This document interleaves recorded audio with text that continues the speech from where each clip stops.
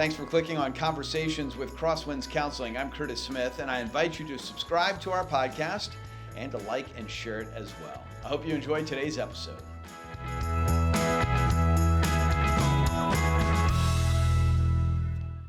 Hi, everyone, and welcome to Conversations with Crosswinds Counseling. I'm Curtis Smith, joined today by Phil Erichsen, one of the great counselors here at Crosswinds Counseling, and this is dropping on Halloween, so happy Halloween, Phil. Yeah, happy Halloween, everybody. Thanks, Curtis, for having me today.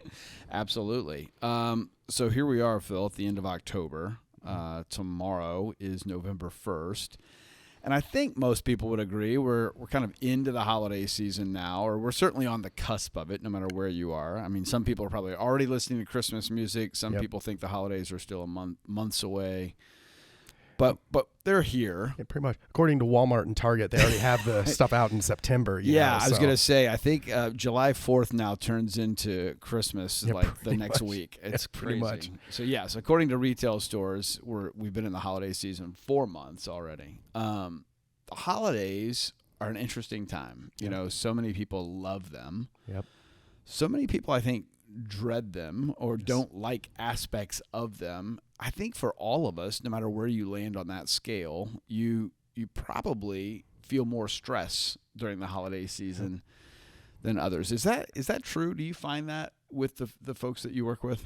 Absolutely. I tell clients all the time that the busiest time of the year for therapists, and specifically for me, is during the holiday season. The busyness, the stress of all the things that they have to get done, the checklists, all that stuff. And sometimes having to interact with one family member twice a year can be, I've had clients that have come in for that, where they struggle and worry about that. Wow. Yep.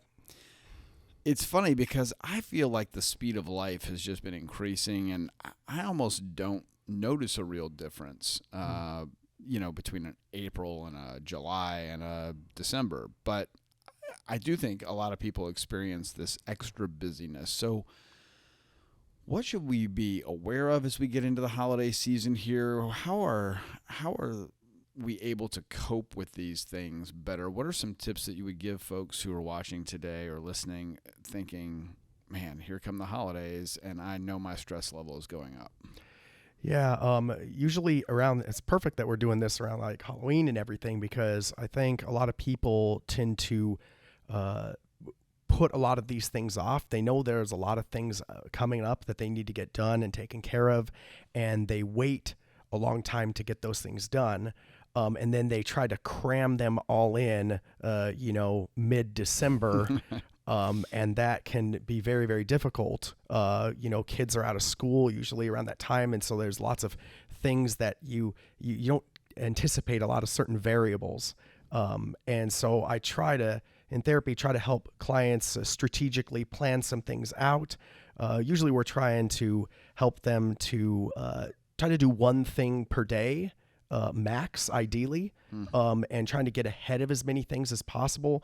A lot of things during the Christmas, especially Christmas time, ahead of time mostly what's going to be happening. So you can start planning around after, Halloween and everything like that. Yeah. So good to be talking about it earlier. You mentioned something a moment ago that intrigues me. I don't really have this in my life. I'm thankful. But so many people have that one family member or that one side of the family or that one gathering that we have to go to every year, and I just know I'm going to see him or her, or they're going to get to me. That level of stress, relational stress with friends or family in particular that you don't see all that often, how can people navigate that better? Well, that's a complicated one. Family Right. is a different ball game. Sometimes the reality is that you do have to unfortunately interact with that one family member and try to accept and make the best of it. But even within that, there's things that you can do to try to mitigate some of the frustrations and tension or awkwardness, whatever it may be.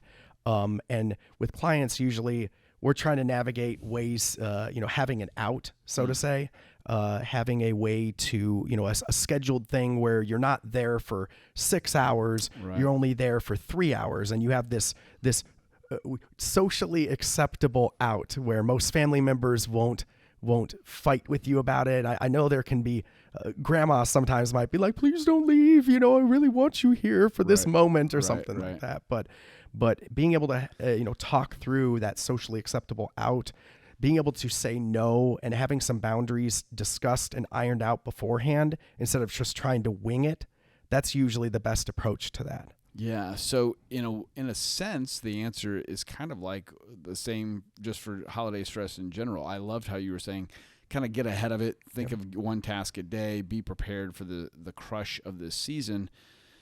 Same thing for dealing with family members or those gatherings that are going to cause you a little more anxiety than normal. Yep. Having a plan, thinking about it ahead of time seems like it's going to be key. That tends to be the best approach. I find people are most stressed when they're just improvising and just trying to wing it during the holiday season, because then everything's just thrown on you, and there's only 24 hours in a day. You only got, you're not an octopus. You ain't got 8 arms or anything that you can take care of all these things. So it's hard. It's hard. Yeah. Do you find when people, you said you get more of a rush of people coming in, is it typically more about dealing with family members that they don't see, or overall stress, or shopping, or is there a way can you say, yeah, this is the number one reason during the holidays that people come in more to see me?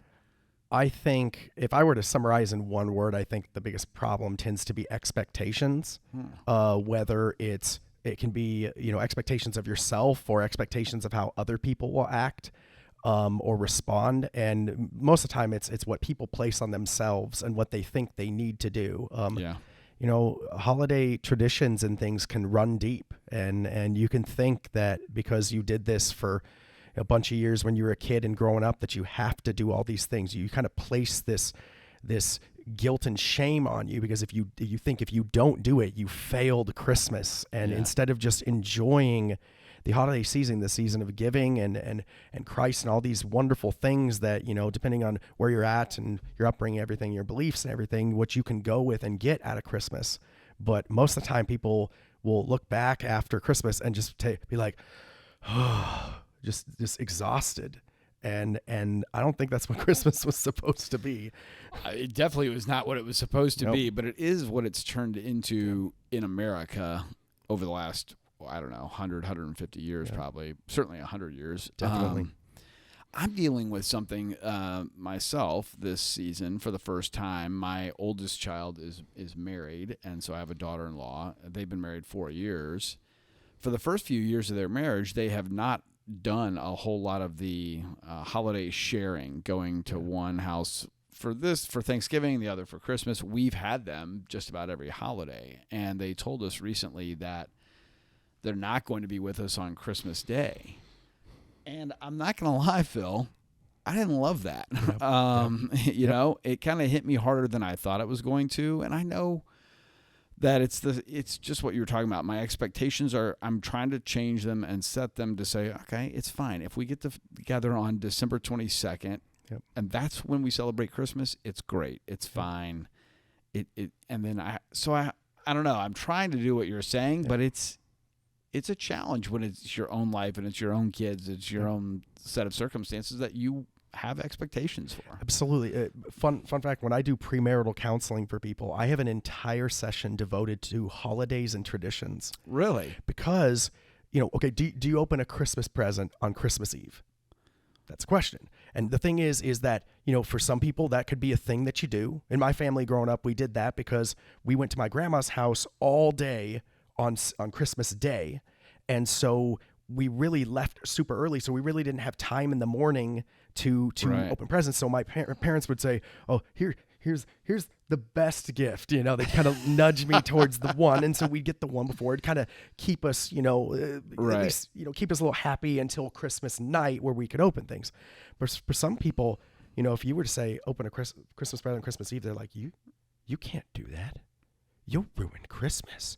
That's not allowed. Right. And I'm one of those families. I don't know if I take it to that extreme, but we never open presents on Christmas Eve. The reason for it is you have years of nostalgia and memories and treasured things that are in there. So it's very understandable why when those things change, that's why the expectations come in. And it's okay to love those and appreciate those, but it can be hard. And that's where it gets complicated. Just saying no to a family member or a change of plans can have this snowball, pun intended, effect on everybody. Right. Man, I love that you bring that into premarital counseling. When you do that, our couples like, oh my gosh, what a great idea. I'm glad you brought this up. Because we're getting married here in a couple months in June, and I wasn't thinking about the holidays and traditions. That seems like a really good idea. Well, that's where a lot of times the arguments tend to start. You're married for a little bit, and then so you got married in June, then 6 months later in December, and okay, do you go to your parents' house or her parents' house or his parents or whatever, and who goes first, and how long, and then also the same thing with Thanksgiving, and if we're gonna do Thanksgiving there, do we have to do Christmas over there, and all that, and that's if you just have the two families. I mean, I've known clients that they've got the four, if their parents separate at some point or anything like that, like then oh man, I don't know how they do that. I props to them, but that is hard, and it's something. It's good to discuss it in premarital because they're not, they love each other. They really love each other. They're excited. So it's easy to talk about those things. And they don't have their new traditions set. That's why I love it. It's a great getting ahead. I think that's the theme of this entire podcast is plan ahead, think ahead. So here we are on the cusp of November, and you should get a plan for the holidays. Absolutely. Phil, thanks so much. Really good stuff to chew on as we enter probably the busiest season of the year. We hope and pray here at Crosswinds that you have a wonderful Thanksgiving and a very Merry Christmas and a Happy New Year. And I hope the holidays this year are great for you. Phil, thanks for being with us. Thank you very much. Thank you for being with us on Conversations with Crosswinds Counseling. We'll see you next time. Have a great day.